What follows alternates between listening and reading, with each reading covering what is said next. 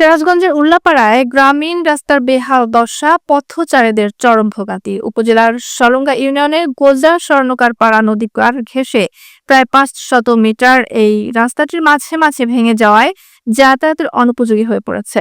যানবাহন তো দূরের কথা, পায়ে হেঁটে যাতায়াত করা কঠিন হয়ে পড়ছে। একটু বৃষ্টি হলেই রাস্তার উপর পানি জমে থাকে। এলাকাবাসী নিজ উদ্যোগে রাস্তাটির ভাঙা জায়গায় বাঁশের মাচা দিয়ে কোনো মতে চলাচল করেন। এলাকাবাসীর সংশ্লিষ্ট দপ্তরে রাস্তাটির সংস্কারের দাবি জানান।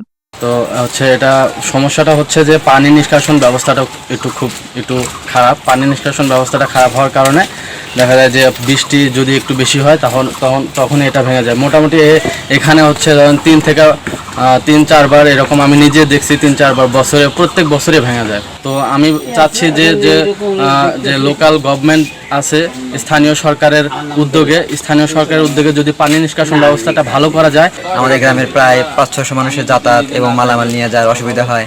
মুসল্লিরা নামাজের জন্য যাইতে পারে না, দেখা যায় যে বিভিন্ন জায়গায় ঘুরে যাইতে হয়। এছাড়া বিভিন্ন নানান সমস্যা তৈরি হয়েছে। যদি এই রাস্তাটা যদি একটু মেরামত করে দেওয়া হয় তাহলে আমাদের গ্রামবাসী উপকৃত হবে এবং আমাদের মহল্লার লোকজন উপকৃত হবে। এখানে আমার একটা আছে যে এখানে ড্রেন সহ পানি নিষ্কাশনের জন্য একটা ব্যবস্থা করার জন্য উদ্যোগ নিয়েছি এবং সেটা করলে এরপরে আর হয়তো সমস্যা হবে না। আমি সেই উদ্যোগটা নিচ্ছি এবং করব।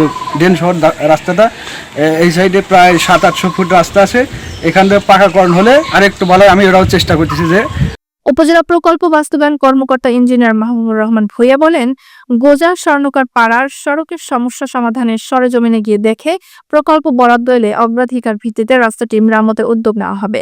যে রাস্তার কথা আপনারা বলেছেন যে ওখানে দীর্ঘদিন যাবৎ মানুষের যাতায়াতে অসুবিধা হচ্ছে, আপনি সেটা আমার নজরে আনলেন, সেটা আমরা দেখে বরাদ্দ আসলে আমরা প্রয়োজনীয় ব্যবস্থা নিই।